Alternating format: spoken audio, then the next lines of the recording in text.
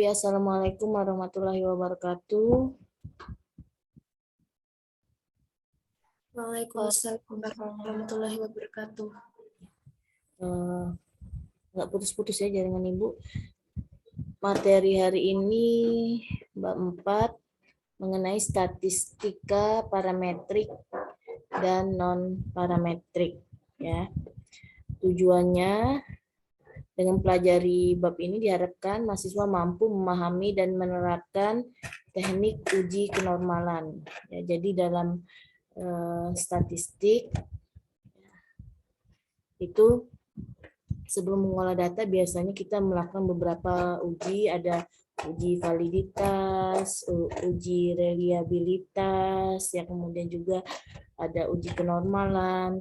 Di ekonometrika nanti ada uji asumsi klasik, ada homogenitas, ya. Kemudian ada homogenitas atau heterogenitas. Kemudian ada namanya autokorelasi ya. Ada 3 itu uji asumsi klasik. Nah, salah satunya, jadi sebelum kita mengolah data, salah satunya kita melakukan uji kenormalan. Jadi sebelum kita menggunakan analisis yang manapun, ya biasanya kita menguji ya kenormalan suatu data. Nah, dari uji kenormalan ini kita bisa menentukan ya kita mau menggunakan analisis parametrik atau non parametrik. Ya. Biasanya kalau untuk parametrik secara umum dia sebaran datanya itu normal. Ya, kalau non parametrik itu sebaran datanya tidak tersebar normal biasanya pada umumnya.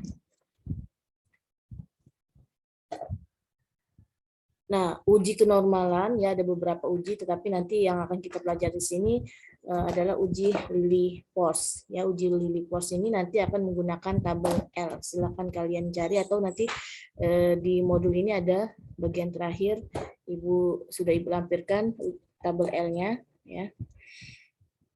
Oke, kita mulai saja. Banyak uji statistika yang dapat digunakan dalam rangka penarikan kesimpulan. Ya, banyak sekali uji yang dalam statistik ini.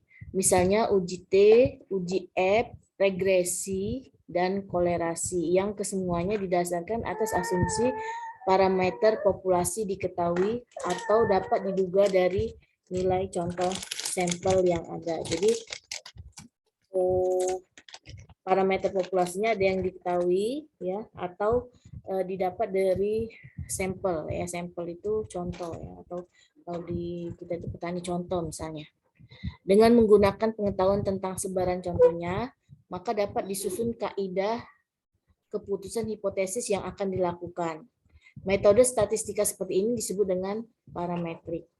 Sebab dalam hal ini diperlukan identifikasi parameter dari populasi penduga dan sebaran dari contohnya. Pada umumnya ada anggapan bahwa contoh kita tersebut tersebar normal atau mendekati sebaran normal berdasarkan dalil limit pusat. Jadi mendekati ya datanya ya.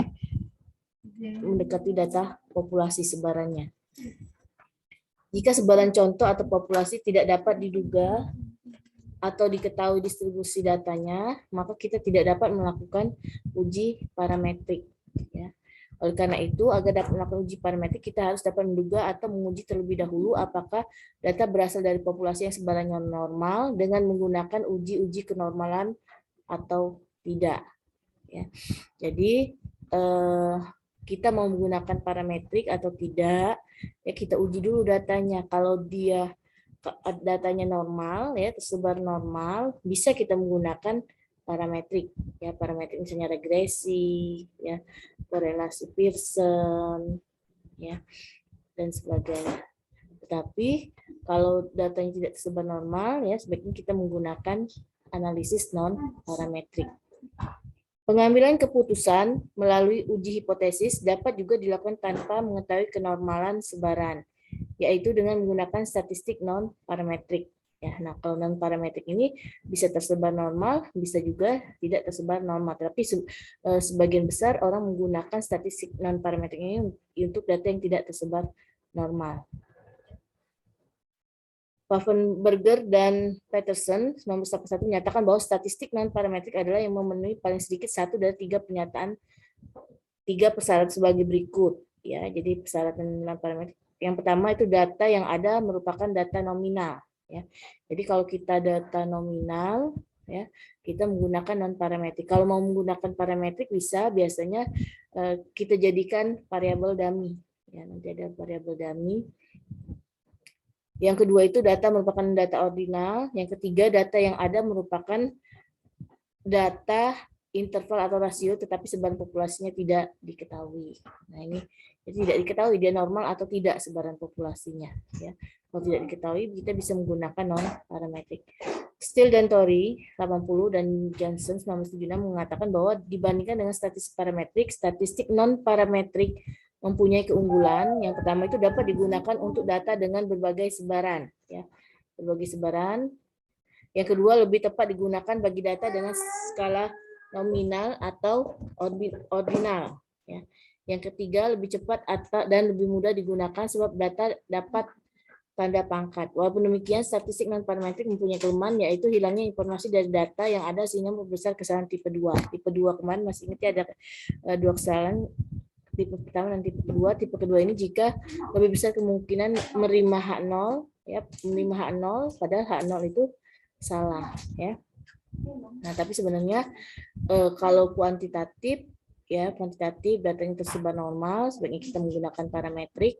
Tapi kalau untuk penelitian sosial, ya penelitian sosial itu banyak menggunakan analisis non parametrik. Ya. Non parametrik ini ada kelebihan tadi, ya datanya bisa digunakan walaupun dengan berbagai sebaran, ya data nominal dan ordinal. Yang biasa ordinal ini biasa banyak digunakan untuk penelitian-penelitian sosial. Kemudian lebih cepat dan lebih mudah digunakan.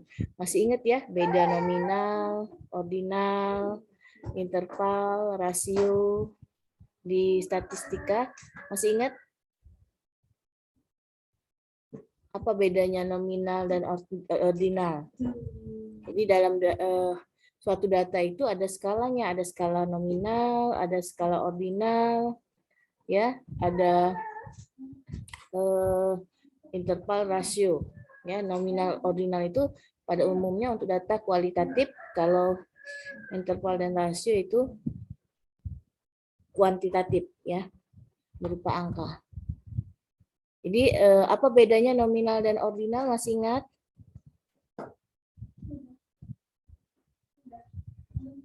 Masih ingat? Nominal dan ordinal.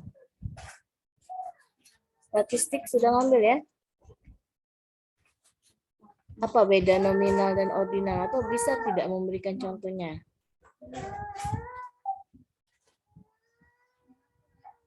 Coba Ibu panggil ya. Kalau nggak ada yang bisa. Coba Lestia. Lestia Adinda. Masih ingat tidak di pelajaran statistik apa beda nominal dan ordinal?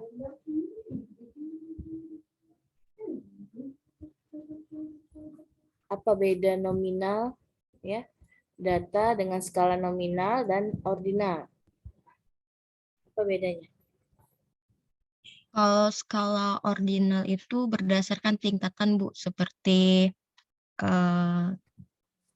tingkat kesuburan suatu tanaman atau tinggi tanaman, tinggi suatu tanaman yang diteliti, seperti itu, Bu. Oke, ada yang punya pendapat lain? Kalau nominal, apa nominal?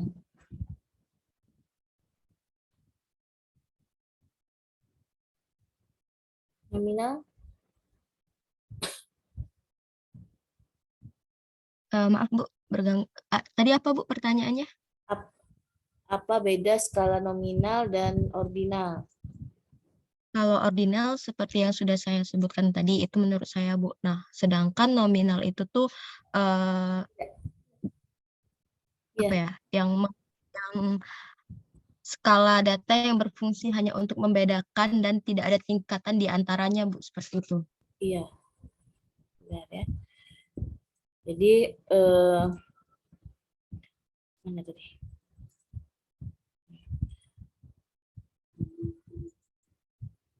Jadi kalau nominal itu hanya untuk membedakan saja, ya membedakan saja suatu subjek, misalnya laki-laki dan perempuan, dia tidak ada tingkatan ya.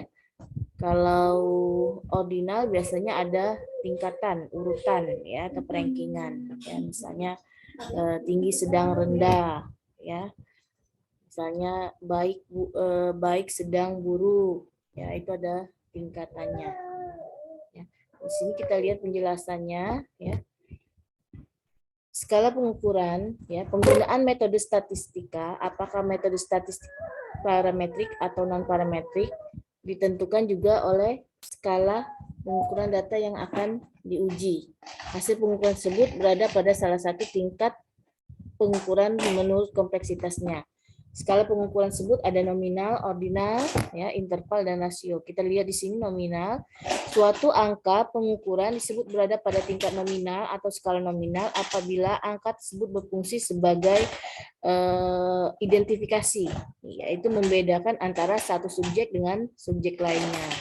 Perbedaan angka hanya menunjukkan adanya objek atau subjek yang terpisah dan tidak sama. Sebagai contoh adalah nomor punggung pemain sepak bola, atau misalnya kita jenis kelamin ya. Jadi nomor itu tidak menunjukkan ranking, tidak menunjukkan urutan, tapi hanya untuk melihatkan perbedaan, misalnya 1 laki-laki, 0 perempuan misalnya.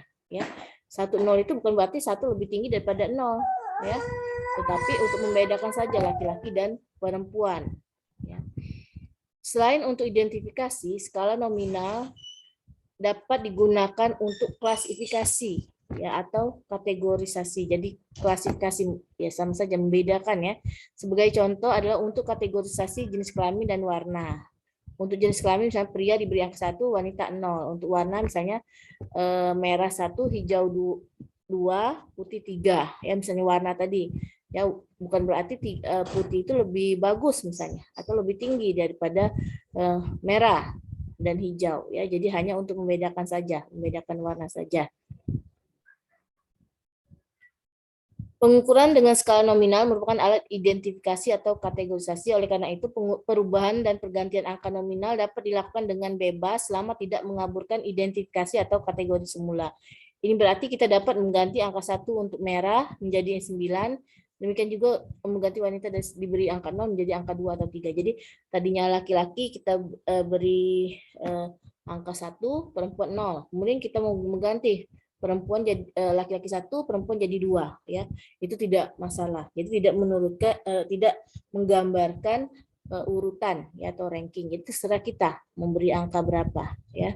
Yang penting angkanya berbeda, hanya untuk membedakan saja, hanya untuk mengidentifikasi. Nah, berbeda dengan data skala ordinal, ya. Skala ordinal, nominal ordinal itu biasanya juga untuk kualitatif, ya. Suatu hasil pengukuran disebut berada pada skala ordinal apabila angkanya berfungsi selain identifikasi atau kategorisasi juga terdapat perankingan, ya. Jadi terdapat perankingan ya atau urutan ya penjenjangan kualitatif, ya. Namun perbedaan angka ini tidak menunjukkan adanya perbedaan ranking kuantitatif. Apabila terdapat ranking 1, 2 dan 3, maka kita tidak dapat mengatakan bahwa jarak antara 3 dan 2 adalah sama dengan jarak antara 2 dan 1.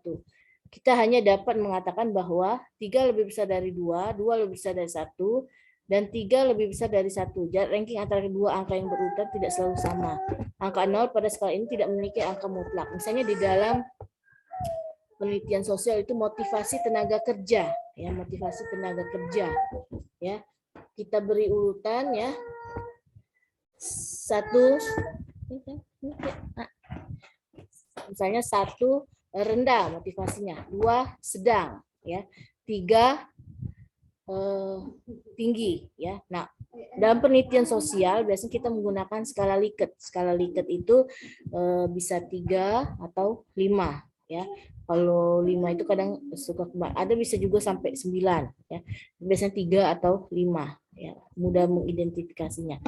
Jadi rendah, ya, sedang, dan tinggi. Ya, kita bisa mengatakan bahwa 3 itu ya motivasinya lebih tinggi dibandingkan 2 dan 1. Tapi kita nggak tahu jarak 3 dan 2 itu seberapa besar sih perbedaan motivasinya, ya, 2 dan 1. Yang penting kita bisa mengatakan itu tinggi, ya, sedang, rendah, sedang, dan tinggi. Tapi kita nggak tahu jarak antara 1 ke 2 berapa, 2 ke 3 berapa. Yang penting kita bisa mengurutkan tinggi, sedang, rendah. Yes. Contoh penggunaan skala ordinal adalah pada pemberian nomor pemenang pada kejuaraan tinju, kejuaraannya. Atau misalnya keharuman sebuah bunga, ya. Misalnya kita bisa mengatakan mawar lebih harum dari melati, melati lebih harum dari anggrek, anggrek lebih harum dari cempaka misalnya. Tapi kita tidak tahu ya seberapa beda keharuman dari mawar ke melati, berapa sih keharumannya, ya, seberapa jauh sih rentangnya. Melati ke anggrek berapa rentang atau jaraknya keharumannya itu, ya. Jadi, tapi kita bisa mengurutkan, oh mawar lebih harum daripada melati, ya. Nah itu untuk ordinal. Oke. Nah untuk urutannya bisa kita balik, ya, dari yang harum dulu, ya, dari yang harum dulu kita beri angka 1, 2 dan seterusnya, atau bisa sebaliknya, ya.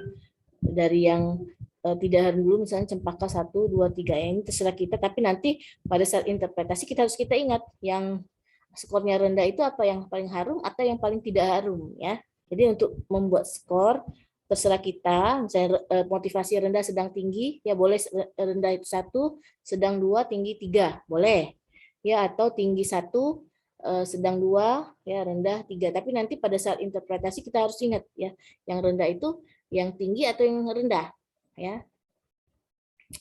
Kemudian interval dan rasio ini data kuantitatif, ya. Kuantitatif itu data yang berupa angka, misalnya data produksi, tadi tinggi tanaman itu sebenarnya bisa kita kuantitatifkan, ya. Kalau bisa data itu bisa kuantitatif, ya kita kuantitatifkan, karena data kuantitatif itu lebih dipercaya, ya, dibandingkan data kualitatif, karena data kuantitatif itu sudah jelas kan angkanya dibandingkan dengan kualitatif. Misalnya kualitatif dari motivasi itu kan tinggi. Apa sih yang maksud dengan tinggi? Mungkin tinggi menurut ibu berbeda dengan tinggi menurut kalian, ya. Nah sedangkan angka misalnya tinggi tanaman itu 10 cm, 20 cm, itu jelas kan 10 cm itu seperti ini, bisa kita ukur, ya. 20 cm seperti ini. Nah, tapi bisa juga data kuantitatif kita jadikan skala ordinal interval, bisa, ya. Tapi kalau mengolah data, ya, lebih baik kalau bisa kuantitatif kita kuantitatifkan, ya, hasilnya bisa lebih dipercaya. Hasil pengukuran pada skala interval, ya, adalah hasil pengukuran dengan skala ordinal yang memiliki jarak ranking yang sama. Nah, ini tahu, ya, rankingnya. Jadi dalam deretan angka 2, 3, 4, 5, 6, dan 7 kita dapat menyatakan bahwa jarak antara 6 dan 4 adalah sama dengan jarak antara 5 dan 3. Jadi jelas, ya. 2 ke 3 itu jaraknya 1, 3 ke 4 itu 1, atau 2 ke 4 itu jaraknya 2 angka kan, 4 ke 6 itu 2 angka. Atau 3 ke 5 itu 2 angka, ya. Jadi ini jelas jaraknya. Untuk rasio, ya, skala pengukuran yang paling tinggi adalah skala rasio, ya. Skala ini merupakan skala pada level interval yang memiliki harga 0 mutlak, yaitu nilai 0 menunjukkan bahwa atribut yang diukur sama sekali tidak ada pada objek yang bersangkutan. Kalau pada skala interval 0 derajat Celcius bukan berarti tidak ada suhu, tetapi suhunya 0 derajat Celcius. Pengukuran berat, panjang, pendapatan, dan lain-lain merupakan contoh untuk skala rasio. Pada skala ini dapat diterapkan operasi matematis selain penambahan dan pengurangan, juga perkalian dan pembagian. Jadi bisa diterapkan operasi matematis, ya, biasanya untuk data pendapatan yang sering kita gunakan, ya. Standar sosial ekonomi, ya, produksi. Nah, itu disebut dengan skala rasio. Oke.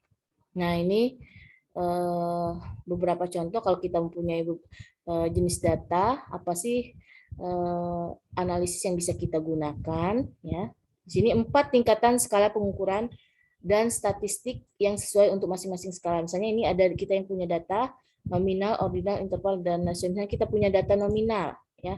Hubungan-hubungan yang membatasi itu ekivalensi, ya, hubungan, ya, ekivalensi sama atau tidak, ekivalen atau tidak, ya. Contoh statistik yang cocok kita bisa menggunakan modus, frekuensi, koefisien kontingensi, ya. Misalnya kita ingin tadi, ya, membedakan motivasi laki-laki dan perempuan untuk kuliah misalnya, ya. itu bisa kita menggunakan ini ya, modus, frekuensi, koefisien kontingensi. Uji statistik yang digunakan itu statistik non parametrik. Ya, jadi untuk nominal itu hanya bisa menggunakan non parametrik. Bisa menggunakan parametrik, tetapi kita ubah dulu datanya menjadi kuantitatif.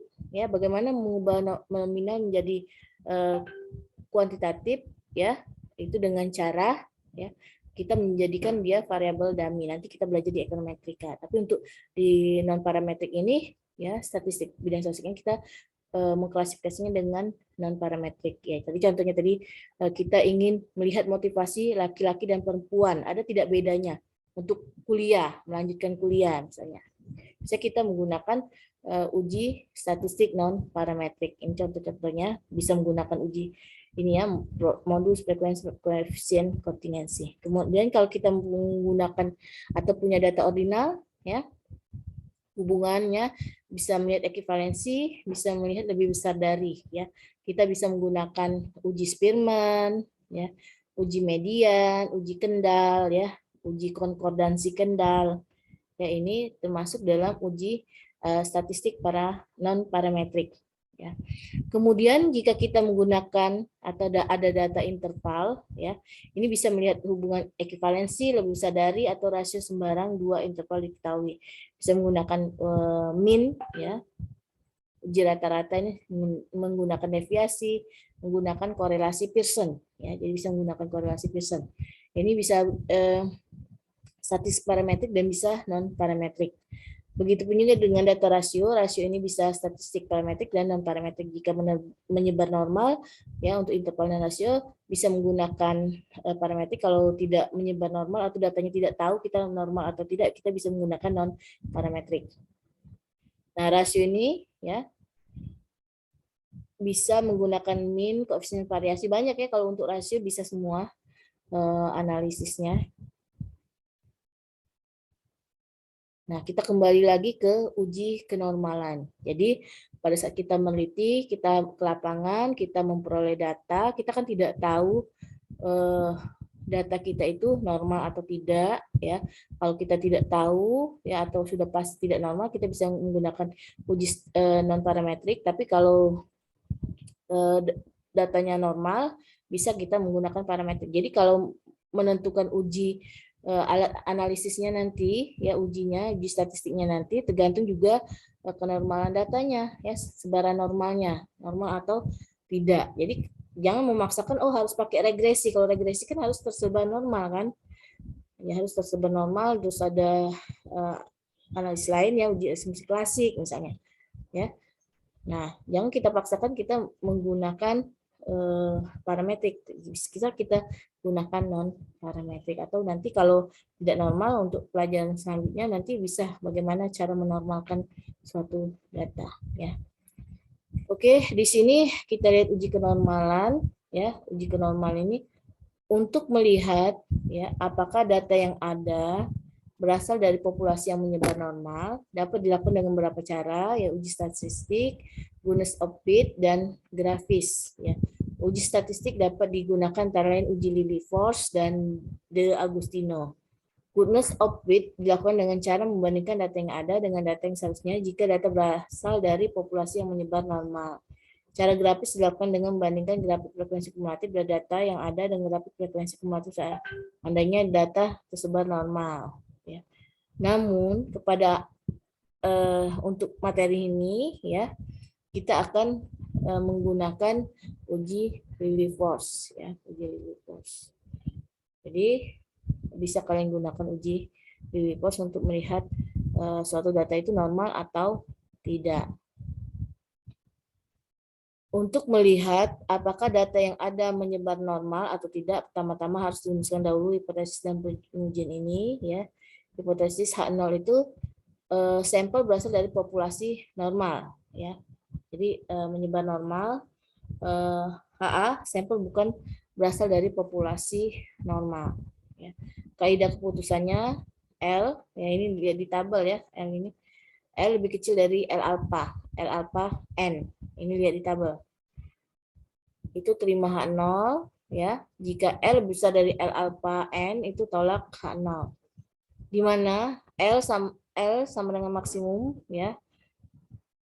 Mutlak F ZI dikurang SZI ya. Nilai beda mutlak maksimum F dan ZS. Nanti kita lihat contohnya ya. ZI, XI, min X bar ya. Ini XI ini nilai datanya, X bar ini nilai rata-rata atau minnya. S itu simpangan baku atau standar deviasi, ini rumusnya ya. Ini rumus standar deviasi atau simpangan baku, XI dikurang X bar kuadrat dibagi N ya, di akar.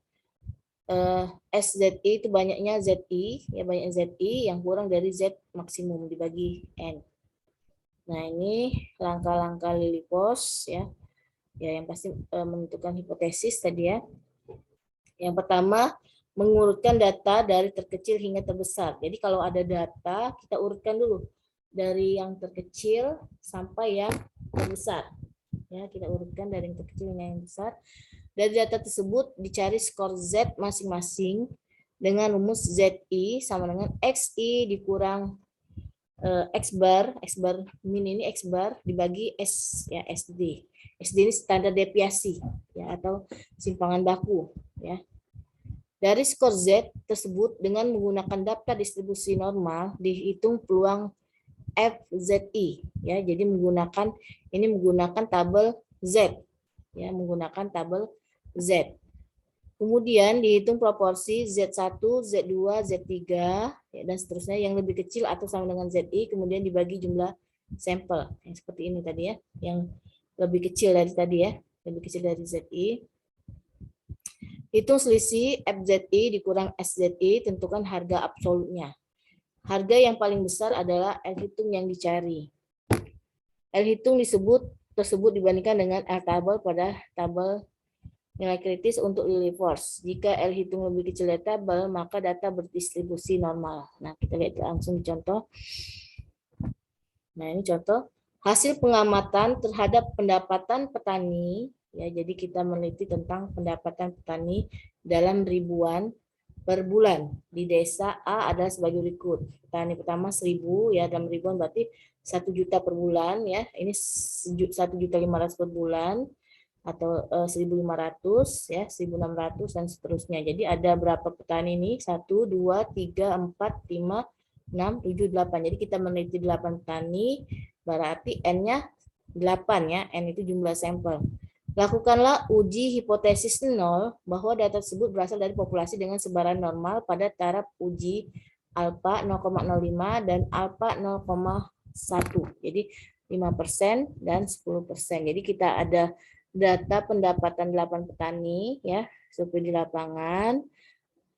Kemudian alfanya 5% dan 10% yang bisa jadi dua kali kita analisis, yang pertama 5%, yang kedua 10%. Kemudian coba kita analisis ya, apakah data ini tersebar normal atau tidak ya. Langkah pertama tadi membuat hipotesis ya, data menyebar normal ya, H0, H1 atau HA-nya data tidak menyebar normal pada alfa 0,05 dan 0,01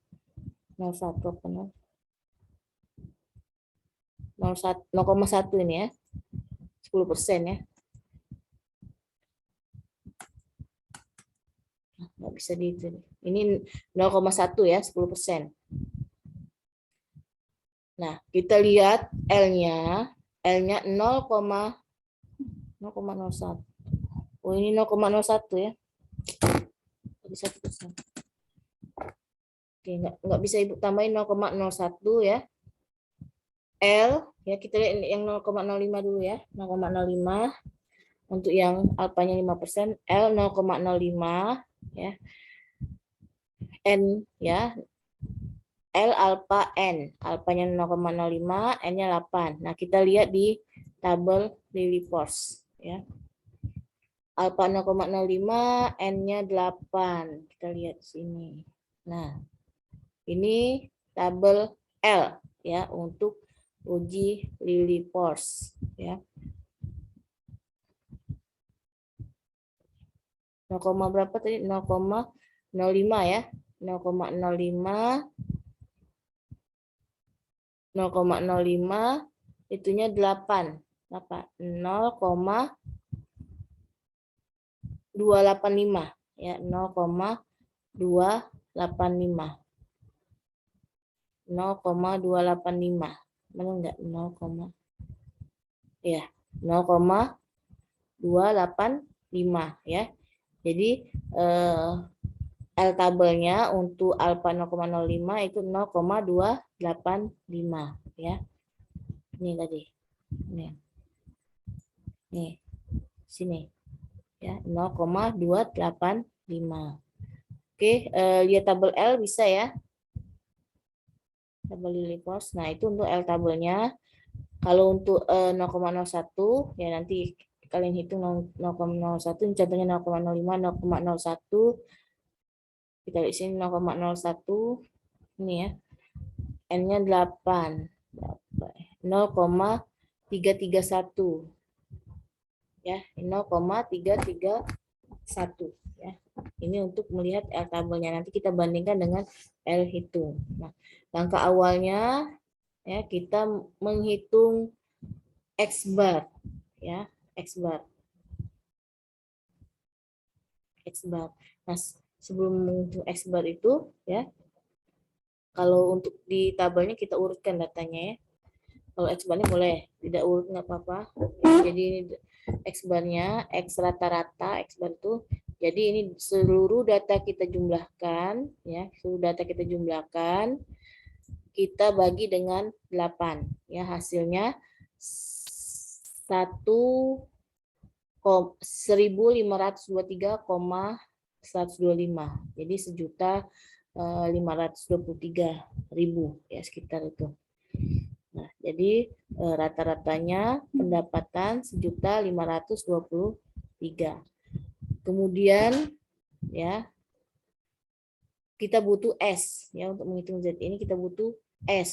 S itu simpangan baku atau standar deviasi ini ya. Nanti kalian hitung benar atau tidak.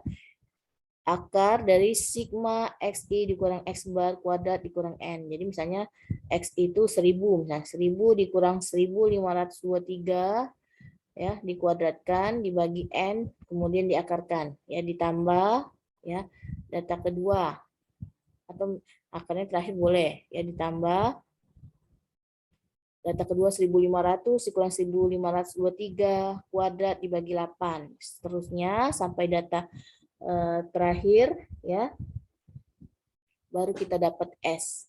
S itu 231,493 ya. Ini dari mana S tadi? Dari rumus simpangan baku atau standar deviasi. Kalau di soal nggak ada ya. Kadang di soal ada kalau untuk ujian, tapi kalau ke lapangan kan kita harus menghitung sendiri ya. Menghitung sendiri simpangan baku atau standar deviasinya dengan rumus ini ya. Dapat S. Nah, kemudian untuk tabel data untuk uji Lilipos ya, untuk Lilipos kalian buat tabel aja biar mudah ya.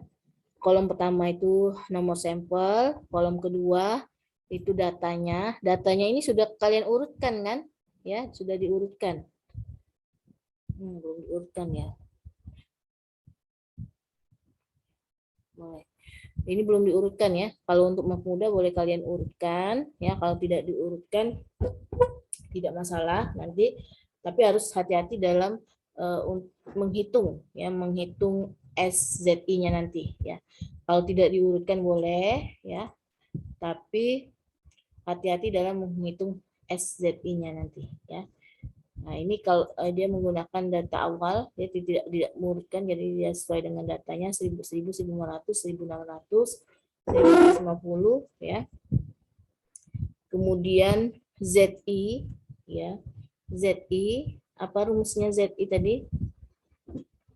Nah, ini. Ya, ini ZI. XI dikurang X bar dibagi S ya. XI dikurang X bar dibagi S ya. Jadi 1000 dikurang 1.523,125 dibagi S dibagi 231,493. Benar tidak? 202,26. Benar tidak? Coba dihitung. Untuk ZI data pertama 1000 dikurang 1.523 Coba dicek ya. 1000 dikurang 1523,125 ya, dibagi S. S-nya 231,493 ya. Hasilnya sekitar 2,259 ya. Kita buatkan min 2,26. Benar ya? ZI yang kedua ya, ini didapat dari 1500 dikurang 1523,125 dibagi S. S itu 231,493. Hasilnya min 0,10 ya. Bisa dicek. Oke. ZI yang ketiga 0,33 didapat dari mana? 1600 dikurang 1523,125 dibagi 231,493, hasilnya 0,33 positif ya. Dan seterusnya sampai sampel ke 8, atau kalau kita 30 sampel sampai sampel ke 30. Nah, kemudian kita lihat mana yang paling besar ya, mana yang paling besar. Apakah min 2,26, 0,10, 0,33 atau 0,76? Mana yang paling besar di sini angkanya? Di kolom ZI. Ya. Nah, didapat sini 0,87. Ini nilai yang paling besar ya. Nilai ZI yang paling besar. ZI yang paling besar itu kita sebut nilai dengan nilai ZI maksimum ya. Nilai ZI maksimumnya itu sebesar 0,87 ya. Sampai sini ngerti menghitung Z? Ngerti? Ada yang ingin ditanyakan?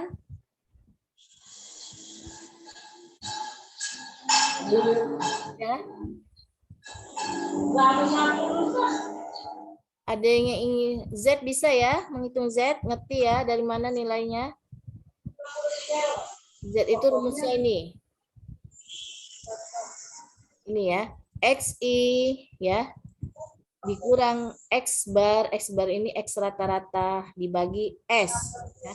X ini datanya, X bar ini X ratanya, nilai minnya, S ini simpangan baku atau standar deviasi, kita dapat dari rumus ini. Kalian hitung sendiri. ZI ngerti ya? Bisa ya menghitung ZI ya? Bisa? Bisa? Nah, oke. Sekarang kita lihat FZI ya. Nanti ujungnya kita harus mendapatkan ini.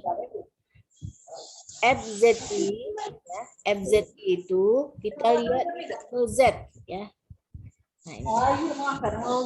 Kemudian dari skor Z tersebut dengan menggunakan daftar distribusi normal dihitung peluang Z. Jadi kita FZ itu peluang Z. Peluang Z itu bisa kita lihat di tabel distribusi normal atau tabel Z. Ada yang bawa tabel Z? Jadi kalau pelajaran statistik bidang sosek ya, baik itu kuliah atau praktikum nanti ekstensi ya, bawa kalkulator dan bawa tabel Z. Bawa tabel Z. Bawa tabel ya. Ada tabel Z, ada tabel T, ada tabel L ya. Seluruhnya kalian bawa. Subkopinya banyak sih ini sudah ada. Nah, ini kita lihat ini tabel Z. Ya. Ini tabel Z ya. Kelihatan. Ya, ini tabel Z ya. Kita lihat di sini. Nah, kelihatan ya.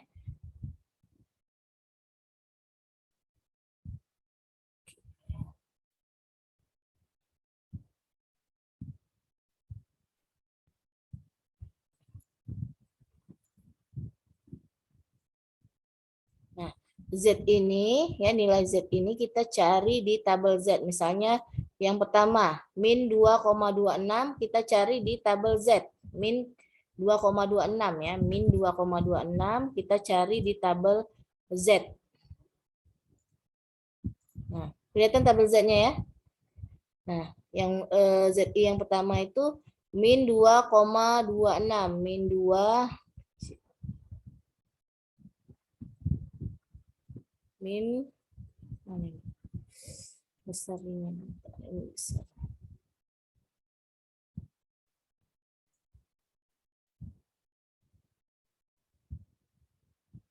Kelihatan ya? Ini min 2,2, ini 6. Nah, kecil tabelnya. Min 2,26. 1, 2, 3, 4, 5, 6. Oh ini. Ya. Min 2,26 itu 0,0119. 0,0119. 0,0119. Benar enggak? Ya, nah benar. Jadi 0,0119. Jadi F ini peluang, ya, peluang dari nilai Z min 2,26 ya. Ini cari tabel Z ya 0,0119 ya. Yang min 0,10 kita cari juga di tabel Z, hasilnya ini 0,4602, seterusnya ya sampai 0,76, ini dapat di tabel Z-nya 0,774. Ngerti ya? FZ itu peluang dari nilai Z ya, bisa dicari di tabel Z ya, tabel distribusi normal ya. Oke, ngerti ya sampai F ya. Harus ngerti nanti soalnya nanti Ibu kasih data ya, data hasil penelitian, nanti kalian hitung uji kenormalan datanya.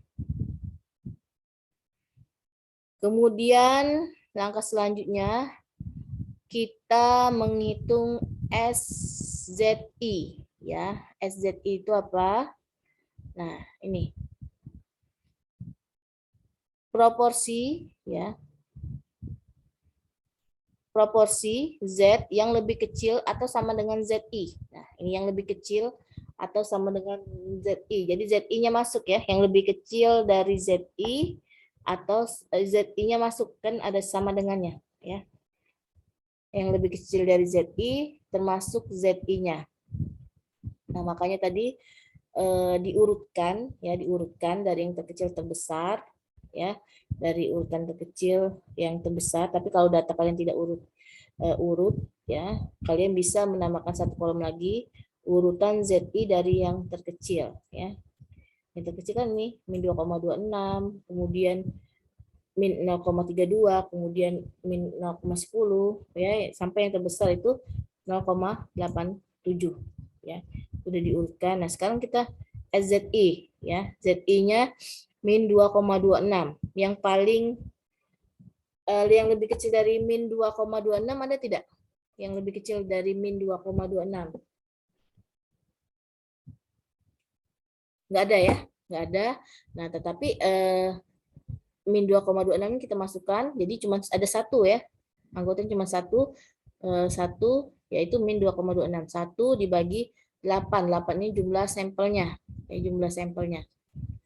1/8 sama dengan 0,125. Nah, sekarang kita lihat yang data kedua.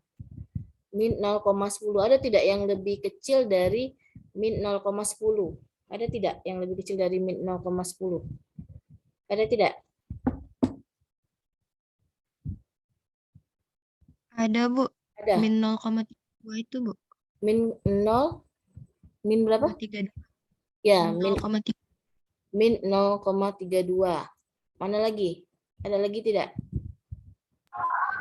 Min 2,26. Ya, min 2,6. Jadi ada dua data ya, 1, 2. Ya. Nah, min 0,10-nya dimasukkan juga. Jadi ada 3 ya. 1, 2, 3. Ya, min 0,10 kita masukkan kan sama dengan ZI tadi kan. Berarti ZI-nya masuk ya. Berarti nah, ini 3 ya. Ada 3 ya. Nah, ini urutan, atau kalian langsung aja lihat urutannya. 3/8 0,375 ya. Kemudian ZI yang untuk data 3 0,33, ada nggak yang lebih kecil? Ada ya. Ada yang lebih kecil, ada 2,26, 0,10, 0,32, 0,16 ya. 0,33 karena dia urutan kelima. Nah, jadi 5/8 sama dengan 0,625. Jadi untuk mudahnya, kalau daripada kita ngelihat datanya, kita lihat saja urutan ini ya. Jadi kalian tambahkan satu tabel ya. Yang tabel yang pasti ini ya sampai sini, tapi kalian tambahkan tabel kalau data kalian tidak berurutan ya, tambahkan tabel, kalian rankingkan ya atau urutkan dari yang terkecil ya, nilai yang terkecil. Jadi tinggal nilai rankingnya saja ya. Untuk yang keempat ya, dari mana 0,250 ya? Dari 2 ya dibagi 8 ya, itu sama dengan 0,250. Nah, ini dari mana 1 ya? 1 ini dari mana? 8 dibagi 8 ya, itu sama dengan 1. Ini 0,5 dari mana? 0,5 itu 4 dibagi 8 ya, sama dengan 0,5. 0,750. 6 dibagi 8 sama dengan 0,75 ya. Kemudian yang terakhir 7 dibagi 8 itu 0,875. Nah, kemudian ya kita menghitung F dikurang SZI. Nah, ya langkah selanjutnya hitung selisih F dikurang SZI ya, tentukan harga absolutnya. Harga yang paling besar adalah L hitung yang dicari. Nah, ini dihitung ya. Yang pertama coba F dikurang SZI yang pertama. F1-nya berapa? 0,119 dikurang 0,125 ya. Itu sama dengan beda deh. 0,0119 ya dikurang 0,125 itu sama dengan 0,1131 ya. Untuk yang pertama ini 0 nggak bisa diedit ya, 0,1131 ini didapat dari 0,0119 dikurang 0,125 dapat 0,1131. Yang kedua ya 0,4602 dikurang 0,375 didapatlah 0,0852 ya. Kemudian yang ketiga 0,6293 dikurang 0,625 itu hasilnya 0,0043. Seterusnya sampai data ya sampel ke-8 atau misalnya sampel kalian 60 ya, sampel 30. Nah, dicari yang paling besar, nilainya paling besar. Yang paling besar yang ini ya. Ini enggak. Nah, 0,1922 ini nilai paling besar. Nah, nilai paling besar inilah yang disebut dengan L hitung ya, nilai L-nya ya, yang akan kita bandingkan dengan L tabel. Jika L pada tabel uji Lilliefors yang sebesar 0,1922 dan dibandingkan dengan L tabel ya, L tabelnya tadi 0,285 ini dari tabel. Jika L ya lebih kecil dari L tabel, ini berarti kita memutuskan untuk terima H0 ya. Jika L lebih kecil dari L tabel, maka terima H0. Nah, L-nya berapa tadi? 0,1922. L tabelnya 0,285. Lebih kecil atau lebih besar? L hitungnya. L hitungnya 0,1922. L tabelnya 0,285. Lebih kecil atau lebih besar L hitungnya dari L tabel?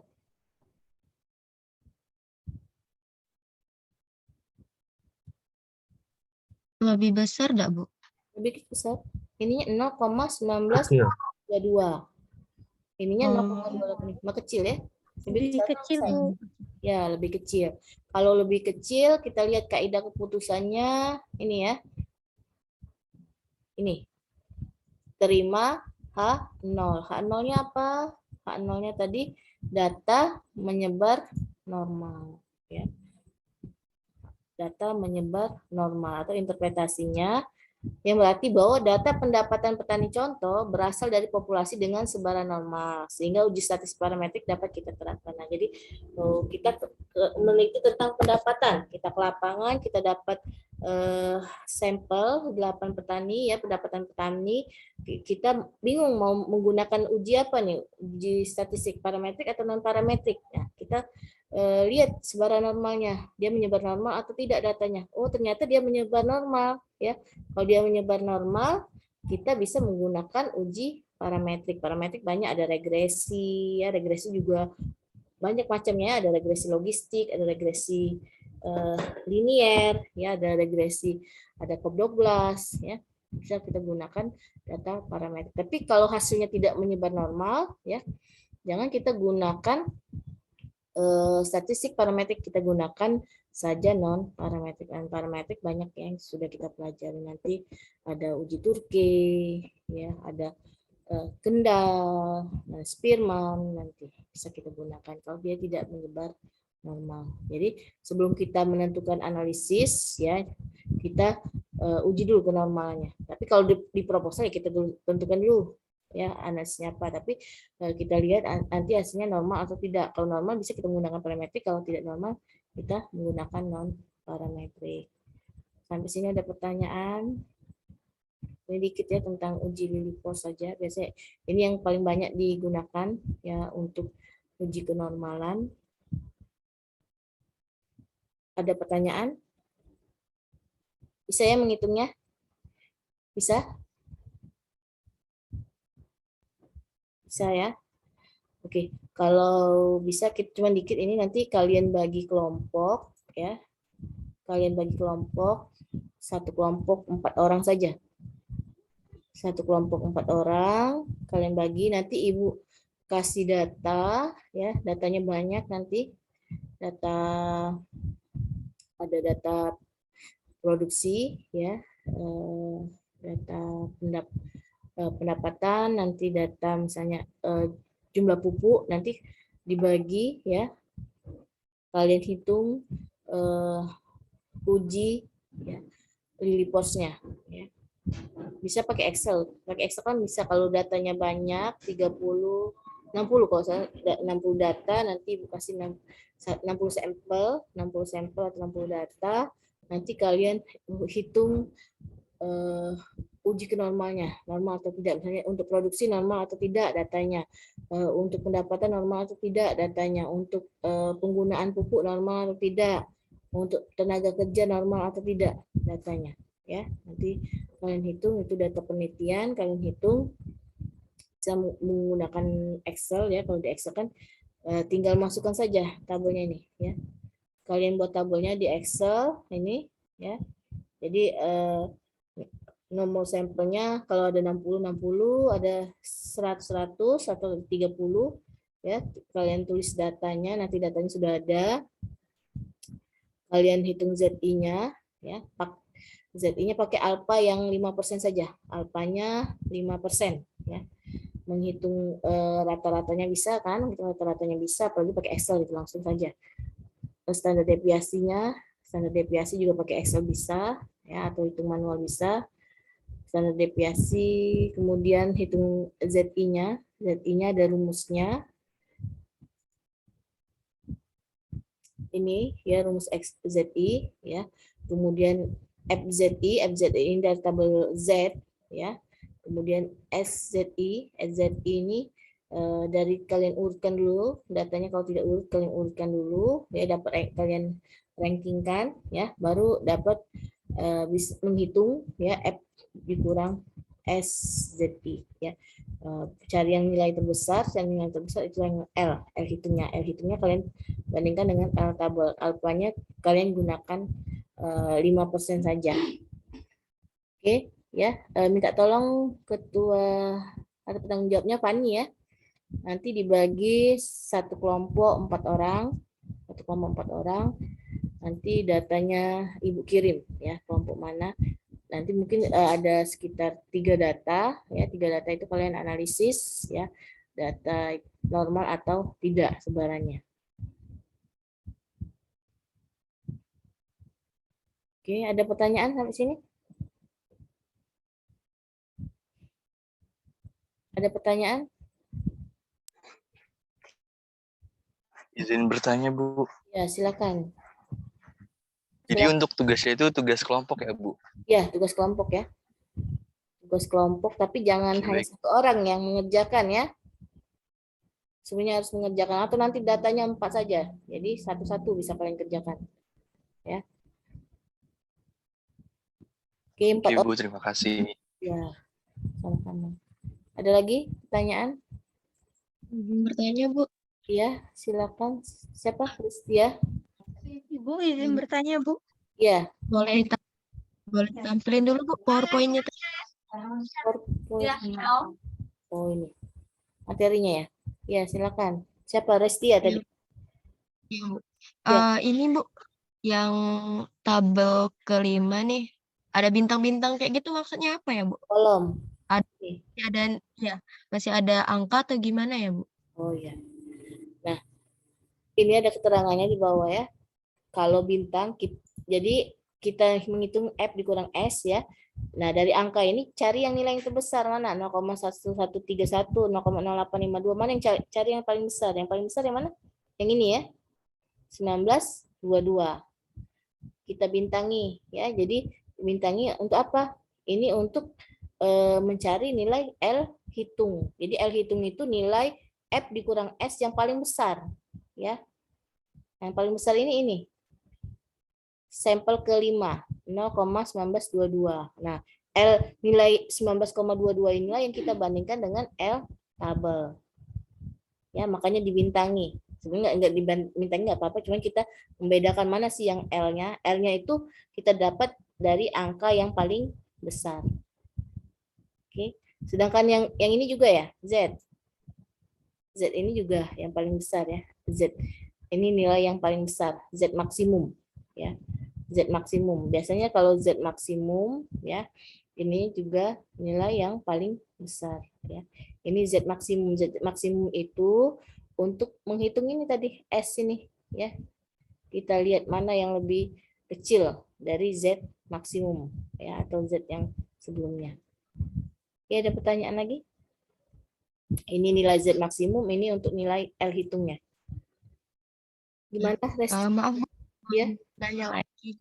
Ya. Bukannya angka yang di belakang 0, kalau angkanya banyak itu bukannya bilangannya nilainya itu makin kecil ya, Bu? Angkanya banyak. Yang mana angkanya banyak? Yang ini? Maksud saya kalau misalnya angka di belakang 0 itu bilangannya semakin besar, itu bukannya semakin kecil nilainya ya, Bu? Yang mana? Yang Z? Yang ini, Bu, yang 0, yang kita bintangin tadi nah, Bu. Kan angkanya kan lebih S. paling banyak tuh. Kenapa bisa dibilang besar, paling besar gitu, Bu? Sedangkan yang saya tahu semakin besar angka di belakang 0 itu semakin kecil nilainya, Bu. Bukan gitu, kalau dia negatif ya semakin besar angkanya dia semakin kecil. Tapi kalau dia positif enggak, misalnya 0,5 sama 0,75. Mana yang besar? 0,5 dengan 0,75. Berarti 0,75. 0,75, Bu. Ya, 0,75. 0,5 itu kan 0,50 kan setengah. 0,75 itu 3/4 ya, besar 3/4 daripada setengah. Nah, kalau dia positif ya enggak pengaruh, yang penting lihat di sini 19. Ini kan 19.900. Kalau ini kan cuma 1.300, 1.100 ya, belakangnya ini cuma 800 ya. Kalau bingung kalian kalikan saja. Kalikan 10.000. Nah, kalau kali 10.000 kan berarti ini 1.131, ini 852, ini 43, ini 1.245. Ya, kalau positif tetap lihat angkanya ya. Kalau kalian bingung 0, ini kalian-kalikan saja. Misalnya kalau 4 angka di belakang koma, kalian-kalikan 10.000. Kalau 3 angka di belakang koma, kalian 1.000 kalikan 1.000 biar tidak bingung ya lihatnya. Tapi kalau negatif beda. Kalau negatif memang kebalikannya, semakin besar angkanya ya semakin kecil nilainya karena dia negatif, mengurangi kan, minus ya. Minus. Kalau positif tidak ya. Oke, ada lagi?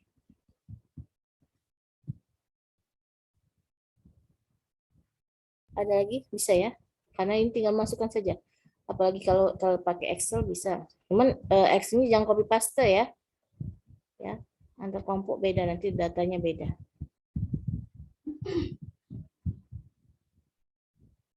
Tapi kalau ujian tidak boleh pakai Excel. Kalau ujian hitung manual. Ya. Jadi walaupun kalian ngitungnya di Excel, nanti tugasnya tetap tulis tangan, ya.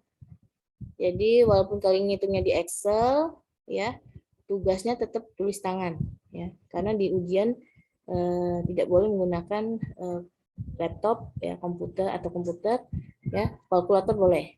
Kalau ujian boleh menggunakan kalkulator. Tabelnya nanti Ibu kirim juga, sama materinya Ibu kirim ke PJ-nya, ya. Soal-soalnya nanti sudah dibahas ya di asistensi, sudah dibahas ya soal-soal, atau gimana asistensinya? Diskusi atau bahas soal?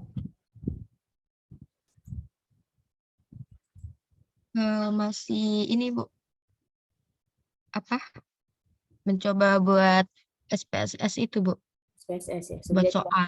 SPSS ya. Yang Ya, yang nanti kita kalau sempat juga nanti kita masuk ke SPSS kalau sesuai dengan analisisnya ya. Kalau ini masih analisis biasa, ya nanti sudah Ibu suruh pakai SPSS dan apa namanya, latihan soal, ya. Karena kalau hitungan, kalau diskusi agak susah juga kalau hitungannya, kecuali kalau dia ilmu sosial yang teorinya itu lebih bagus diskusi, tapi kalau hitungan ya agak sulit juga kalau diskusi. Ya kecuali nanti kita mereview jurnal, nanti kalau sempat mereview jurnal kita, tapi sekarang bukan cuma SPSS ya, banyak, ada EPIUS, ada SAZAM, banyak sekarang alat analisisnya. Cuman yang banyak yang dipakai mahasiswa di sini SPSS ya. Kalau di Jawa sana sudah banyak ya yang EPIUS ya, banyak sekali alat analisisnya untuk regresi ya. Oke, ada pertanyaan? Nanti minta tolong dibagi ya, satu kelompok 4 orang. Kalian boleh menghitung pakai Excel, tapi kalau tugas di IPU nanti manual, tulis tangan. Ya, tulis tangan. Kalian bagi saja. Oke, ada pertanyaan sampai sini? Kalau tidak ada, ini sampai sini dulu. Nanti kita nggak ada kuis ya. Kuis nanti Ibu kasih soal, paling Ibu kasih soal, nanti kalian kerjakan di rumah ya, karena materinya 2 bab lagi ya, 2 bab lagi, kemudian ditambah ujian ya, nggak ada kuis, cuma nanti paling ada soal, atau kalaupun tidak sempat soal, Ibu ambil dari tugas kalian ini, nah atau Ibu ambil dari tugas kalian saja bisa ya. Oke, kalau tidak ada pertanyaan, sampai sini dulu ya. Semoga bermanfaat. Wassalamualaikum warahmatullahi wabarakatuh.